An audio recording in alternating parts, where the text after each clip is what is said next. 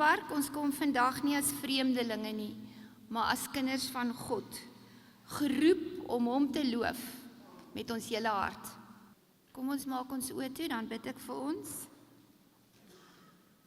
Here, ons kom vandag na U toe as mense wat wonde van woorde dra, maar ook as mense wat soms ander met ons eie woorde seermaak. Leer ons om sagter te praat, om dieper te luister en stadiger te wees met oordeel. Laat ons woorde hoop bring, want Jesus wys vir ons dat die waarheid altyd saam met genade loop. Amen.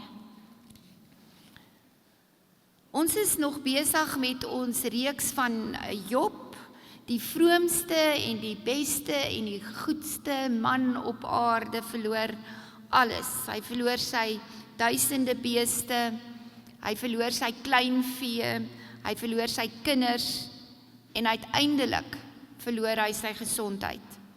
En aanvanklik berus hy by alles wat met hom gebeur.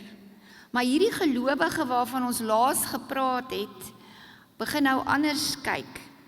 En in hoofstuk 3 sien ons dat hy uitbarstings kry en dat hy baie depressief word. Hy was baie bekend in die ooste gewees en daarom het die mense van oral gekom en die mense het van oral gepraat oor hom, oor Job wat so alles verloor het en oor Job wat hierdie verskriklike traumas beleef het. En alhoewel hy baie mense geken het, het slegs op die ou end net 'n handjie vol gekom om hom te ondersteun. En die 3 vriende wat gekom het, moes baie ryk sheiks gewees het, dat hulle genoeg tyd gehad het, om tyd en geld te kon belê in hierdie tyd wat hulle weg was van Job. Hulle het afgespreek dat hulle sal kom om hom te troos. En ons kan by hulle leer, mense wat spontaan genoeg is en soveel omgee, dat hulle nie wag op 'n uitnodiging om 'n vriend of 'n vriendin wat seer het by te staan nie. En toe hulle by Job kom, was hulle so geskok om hom te sien, dat hulle gehuil het en hulle klere geskeur het. Net om te sien wat met hulle vriend gebeur het. En toe hy sy trauma vertel wat gebeur het, dit het hulle getraumatiseer. En vir 7 dae sit hulle daar sonder om te praat. Hulle is wonderlike vriende. Wel, vir 7 dae. Want toe begin hulle praat en hulle woorde maak seer. Hulle maak aannames en gee verduidelikings en beskuldigings en hulle gee goedkoop antwoorde. En dis ons eerste punt vanoggend, is dat mense probeer dikwels pyn fix. Sover een van die vriende verduidelik vir Job, dit is hoekom God op hierdie manier opgetree het. Hy verklaar God se optrede aan Job in 'n poging om Job se pyn minder te maak. En hoofstuk na hoofstuk word Job deur sy vriende gekruisig met hulle verklaringe. Dis wat mense meestal doen as iemand seer kry. Hulle probeer hierdie seer kry van hierdie persoon verduidelik. Hulle probeer dit oplos. Hulle probeer die ongemak wegpraat. Want anders se pyn maak ons baie ongemaklik. Ons sê dikwels goed soos, toe maar, alles gebeur met 'n rede. Hoeveel keer sê ons dit nie vir iemand wat deur seer beweeg nie?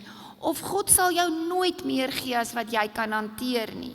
En daarmee probeer ons mense troos. Jy moet net positief dink. Dink net nou positief. Of jy moet aanhou beweeg. Mense het soms nie lesings nodig nie. Verduidelikings heel nie gebroke harte nie. Job se vriende luister glad nie na hom nie, maar hulle bied verduideliking na verduideliking na verduideliking aan. Alhoewel Job by hulle pleit, maar luister net 'n bietjie na my. Ons lees in Job 13 vers 5. As julle maar net liewer wil stil bly en luister na my kant. Job wou net sy trauma verhaal oor en oor vertel het, want dan sou dit hom van binne genees. Ons tweede punt is, woorde kan soos wapens wees. Elifas, dis nou die ander vriend, Hy sê 'n bietjie daar in Job 4 vers 7, hy sê, dink bietjie mooi Job, wanneer het onskuldige mense al ooit gelei? Job, daar sonde in jou lewe, ons weet dit. Dis waarom God jou straf, dis waarom jy moet ly, jy moet 'n beter mens hieruit word. Dis hoekom jy alles verloor het. Jy's 'n baie goeie ou Job, maar ons weet nie watter sonde jy gedoen het nie. Ons weet nie wat alles verkeerd geloop het in jou lewe nie. Jy steek iets weg. Elifas kon net sowel in 2026 geleef het. Die Elifasse in ons samelewing hoor van mense wat traumas beleef en dan sê hulle vir die mense rondom hulle, ek wonder wat het in daardie huis verkeerd geloop. Hulle dogter pleeg selfmoord. Ek wonder wat het aangegaan waarvan ons ander nie weet nie. Na verkrachting hoor 'n mens, wat het sy gedoen om dit uit te lok?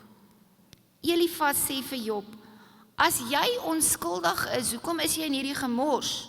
Ons het 'n maker en hy is die enigste een wat perfek is. En natuurlik weet Job dit, dat hy weet dat God die enigste een wat perfek is. Nie so alles wat Elifas sê is verkeerd nie. Elifas sê baie godsdienstige dinge, en sommige van dit klink baie slim, maar dit was die verkeerde tyd, dit was die verkeerde toon, en dit was die verkeerde hart. Waarheid sonder liefde klink soos veroordeling.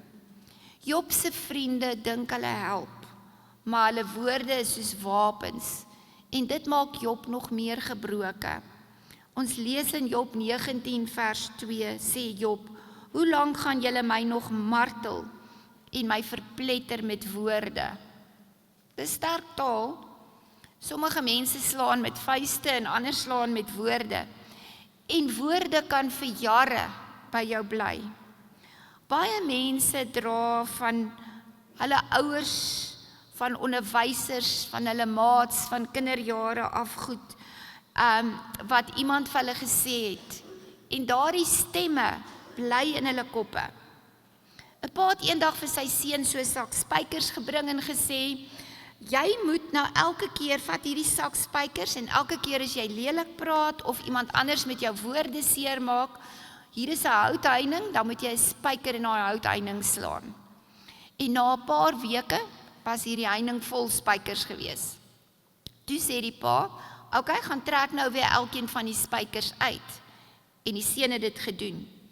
Toe vat die pa hom na die heining toe en wys hom. Toe sê hy vir hom, kyk, die spykers is uit, maar die gate, die merke het nog agtergebly.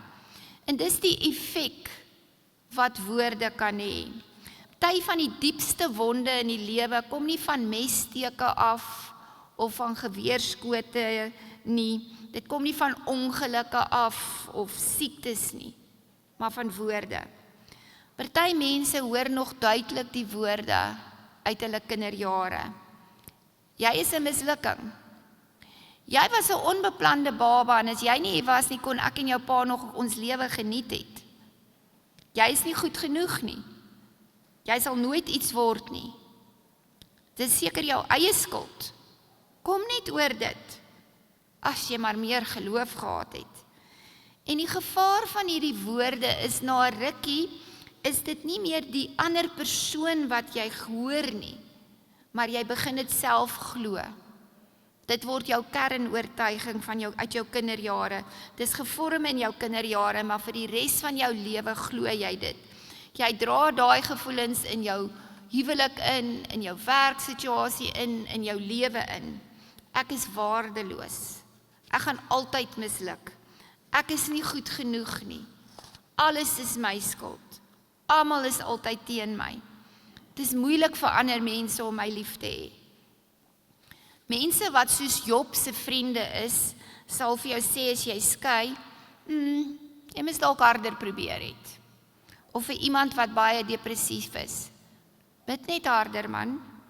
Of vir na-trauma, okay, dit het met die hele Suid-Afrika al gebeur, kom net oor dit en vergewe. Ek onthou dat iemand in hierdie jaar vir my vertel het, dat die ergste van haar trauma toe sy aangeval en beroof was, nie die gebeurtenis self was nie, maar wat die mense daarna vir haar gesê het. Mense wou weet, hoekom was jy daar? Hoekom was jy so laat by daardie plek? En skielik dra die slagoffer nou ook die skaamte. Na verslawing sê mense, jy het dit oor jouself gebring. En na die dood, dan troos hulle. God het nog 'n engel nodig gehad. Ek sien tans 'n jong man wat 'n rebel is. Almal is moedeloos met hom. Hy het al alkohol misbruik op 'n stadium. En ek en hy het saam gesit en kom soek na insig van waar hierdie geweldige rebelsheid van hom vandaan kom. Want hy het 2 lieflike ouers wat hom baie lief het. Hy vertel vir my toe sy boetie dood is op 4 jaar. Hy was toe 3 jaar. Was die begrafnis daar en die volgende het een van die mense op die begrafnis gesê, en hierdie kind onthou dit as 'n 3-jarige het hy dit onthou. Die Here het die mooiste blommetjie uit julle tuin kom haal, omdat hy hom in die hemel nodig gehad het. En hy onthou tot vandag toe nog daai presiese woorde en daai vrees wat by hom opgekom het, dat die Here gaan sien, hy is ook 'n mooi blommetjie. En hom dan kom haal en dan sy ouers so hartseer maak soos wat sy ouers nou is. En daar en dan het hy besluit om stout te wees, sodat die Here hom nie sal pluk nie. Dit was nie 'n bewustelike besluit nie, maar dit het die padkaart van sy reis vorentoe geword. Ons woorde kan genesing bring of skuld verdiep. Moenie iemand anders se pyn interpreteer voordat jy dit self probeer dra het nie. En soms hoef ons nie al die antwoorde te hê, of al die oplossings te hê, of 'n perfekte Bybelvers gereed te hê nie. Soms moet jy net sit en luister en saam met hulle huil. Ons derde punt is, God veroordeel Job se vriende oor hulle woorde. Aan die einde van die boek, in Job 42 vers 7, sê God, julle het nie reg van my gepraat, soos my dienaar Job nie. Dis eintlik skokkend. Nie Job se depressie en sy uitbarsings en sy emosies word veroordeel nie, maar die vriende se verkeerde godsdienstige antwoorde. Die boek Job is 'n Bybelse protes teen 'n godsdiens wat verklein het tot verduidelikings en antwoorde.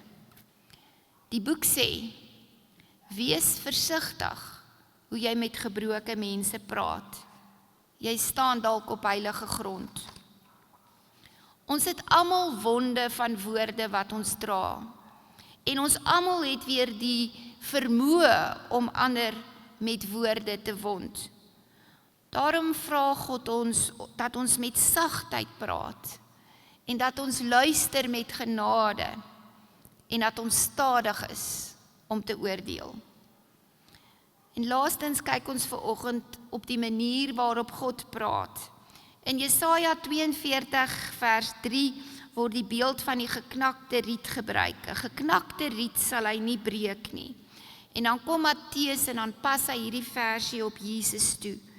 Dit is 'n ongelooflike sagte en hoopvolle beeld van hoe God met mense werk.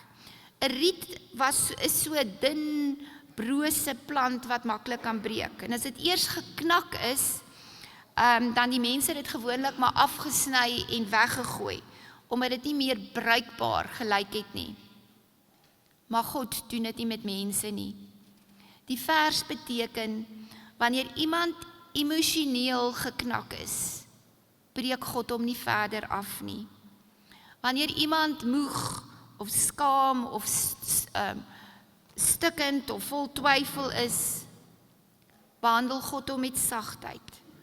God trap nie op mense wat reeds seer gekry het nie. Hy herstel eerder as om te vernietig. Jesus was ongelooflik sag met gebroke mense. In Johannes 8 lees ons die verhaal van die vrou wat, onthou julle die skrifgeleerdes en die fariseërs het hierdie vrou, sy is op heterdaad betrap met, sy het egbreek gepleeg, en hulle bring haar na Jesus toe, hulle sleep haar letterlik na hom toe. Sy word nie beskerm nie, sy word uitgestal hierso, en die man wat saam met haar gesondag het, word nie eers gebring nie. En een van die mooiste oomblikke is dat Jesus nie dadelik antwoord nie. Hy buig af en hy skryf in die grond. Ons weet nie wat hy geskryf het nie, baie mense het al gewonder, die teks sê dit nie. Maar sy stilte is belangrik. Terwyl almal vol aggressie en oordeel en vol spanning is, reageer Jesus nie impulsief nie. Hy bring kalmte in hierdie gewelddadige atmosfeer. En dan antwoord hy sê, laat die een van julle wat sonder sonde is, die eerste klip na haar toe gooi. En een vir een loop die mense weg, van die oudste tot die jongste. En dan gebeur daar iets ongeloofliks intiem. Jesus vra vir haar, mevrou, waar is hulle? Het niemand jou veroordeel nie? En sy antwoord, niemand nie, Here. En Jesus sê, ek veroordeel jou ook nie meer nie. Gaan en sondig nie meer nie. Hy ignoreer nie die sonde nie, maar hy vernietig nie die persoon nie.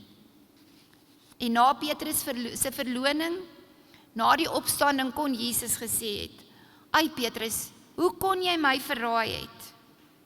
Maar Jesus maak vir hom ontbyt. En by die vuur sê hy nie, hoekom het jy dit misluk nie, Petrus? Hy sê vir Petrus, kom terug na my toe. Jesus was nooit sag met huichelarry of godsdienstige mense wat ander seermaak nie. Maar hy was sag met gebrokenis, met sondaars, met mense in pyn, met mense vol skaamte. Hy trap nie op gebroke mense nie. Hy kniel langs hulle. Selfs op die kruis is Jesus se woorde sag. Terwyl die mense hom spot en slaan en vloek en verneder, sê Jesus, Vader, vergeef hulle. Wie praat so wanneer jy seer kry? Hierdie beeld wys iets dieps van Jesus se karakter. Hy's sterk, maar nie hard nie. Hy's heilig, maar vol deernis. Mense sê, jy's waardeloos en hopeloos. God sê, ek sien jou raak. Kom na my toe. Laat ons leer om sag te praat met mense wat reeds swaar dra. En wanneer ons reeds seer het van ander se woorde, leer daarom om God se stem harder te hoor as die stemme van mense. Amen. Ek gaan nou vir 3 persone vra om vorentoe te kom. Tommy, Stefan en Olga. Hulle gaan vir ons al 3 voorgaan in gebed en vir julle bid. Tommy gaan bid vir die genesing van herinneringe wat in ons kinderjare gebeur het. Stefan gaan bid vir genesing van ons selfbeeld. En Olga gaan bid dat ons in die gesin en in familie sag met mekaar met woorde moet wees. En daarna kry julle almal die kans om te bid wanneer ons sit en sing, laat Heer, u vrede deur my vloei. Kom ons sluit die oë. Hemelse Vader, u is heilig en almagtig en ons behoort aan u, ons is die eiendom, maar soms kan ons swaarmoedig en negatief raak en getraumatiseer oor dinge wat mense vir ons gesê het, wat diep seer gemaak het. Here, en dan verval ons in 'n depressie oor hierdie herinneringe wat vasklou. Help ons, Here, deur die Gees, dat ons sal fokus op u hoop wat u vir ons gee en die liefde wat u altyd op ons uitstort. En wanneer ons ook mense wil help wat in so 'n situasie is, wil u ook gee dat ons dit in stilte met 'n sagte hart en liefde doen, sonder enige veroordeling, en dat u Gees ons daarin sal lei. Ons bid dit in Jesus naam. Amen.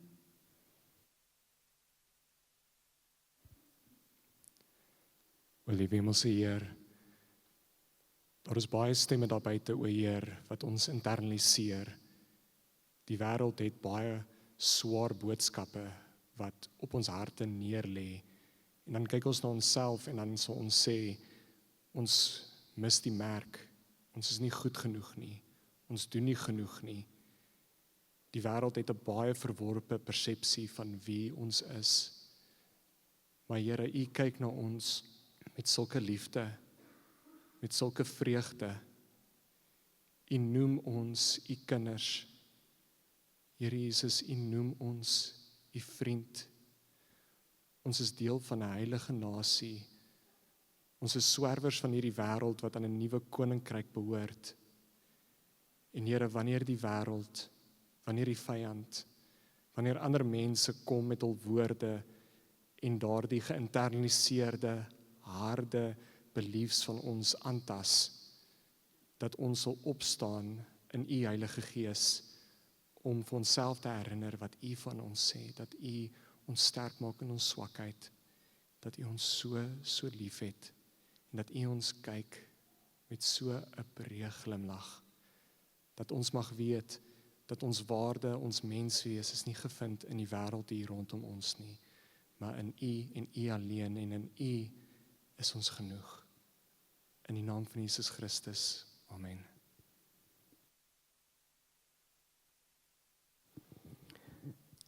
Liewe Hemelse Vader, ons is vandag met dankbare harte in U heilige teenwoordigheid.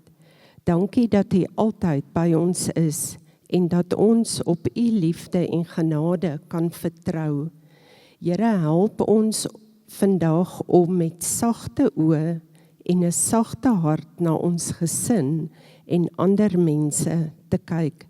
Leer ons om U liefde te wys en mekaar met respek te behandel. Bewaar ons daarvan om met ons woorde seer te maak of af te breek. Help ons om eerder woorde te spreek wat hoop gee, vrede bring en ander op te bou. Laat U lig deur ons skyn in alles wat ons sê en doen.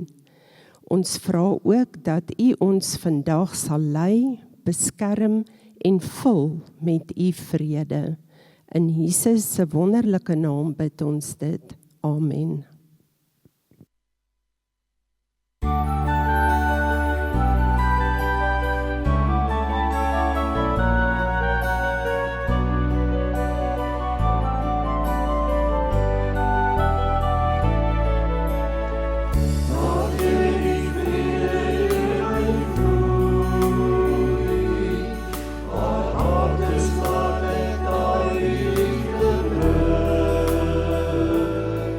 Laat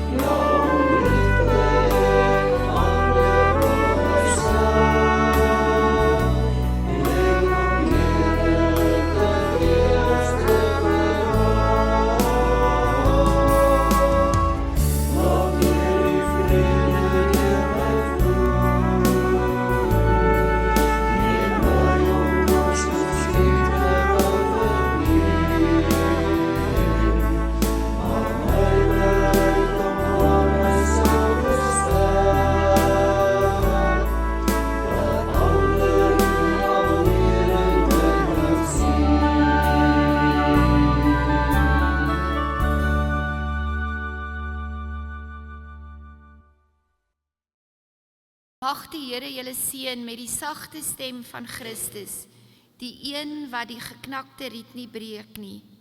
En mag julle die vrede van Jesus ken wanneer julle moeg, skaam of stikkend voel. Mag hy julle optel wanneer jy ander julle afskryf en hoop laat groei wanneer jy dit nie meer voel nie. En mag jy leer om soos Jesus te wees, sag met mense in pyn, om die wonde dieper te maak nie. En mag die Here julle herinner, julle is nie waardeloos nie, julle is gesien, julle is geliefd, julle is welkom by hom. Amen.